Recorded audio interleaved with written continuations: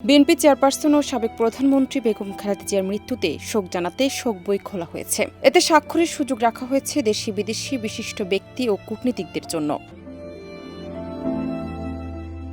ঢাকায় অবস্থানরত বিভিন্ন দেশের কূটনীতিকরা সশরীরে উপস্থিত হয়ে শোক বইয়ে স্বাক্ষর করেছেন। রাজধানীর গুলশানে অবস্থিত বিএনপি চেয়ারপারসনের কার্যালয়ে এই শোক বই খোলা হয়েছে। শোক বইয়ে প্রথম স্বাক্ষর করেন বাংলাদেশে নিযুক্ত চীনের রাষ্ট্রদূত ইয়াও ওয়েন। এরপর পাকিস্তানের হাইকমিশনার ইমরান হায়দার শোক প্রকাশ করে স্বাক্ষর করেন। এছাড়াও ভারতীয় হাইকমিশনার প্রণয় কুমার ভার্মা, নেদারল্যান্ডসের নবনিযুক্ত রাষ্ট্রদূত জোরিস ফ্রান্সিসকাস জারারডুস ভ্যান বোমেল এবং ওমানের রাষ্ট্রদূত জামিল হাজি ইসমাইল আল বালুশি সহ একাধিক দেশের কূটনৈতিক প্রতিনিধি শোক বইয়ে সই করেন। দলীয় সূত্র জানায় ৩০ ডিসেম্বর বিকেল ৩টা থেকে রাত ৯টা পর্যন্ত গুলশানের বিএনপি চেয়ারপারসনের কার্যালয়ে শোক বই খোলা থাকবে। এছাড়া ৩১ ডিসেম্বর বিকেল ৪টা থেকে রাত ৯টা এবং ১ জানুয়ারি সকাল ১০টা থেকে সন্ধ্যা ৬টা পর্যন্ত শোক বইয়ের স্বাক্ষর কর্মসূচি চলবে।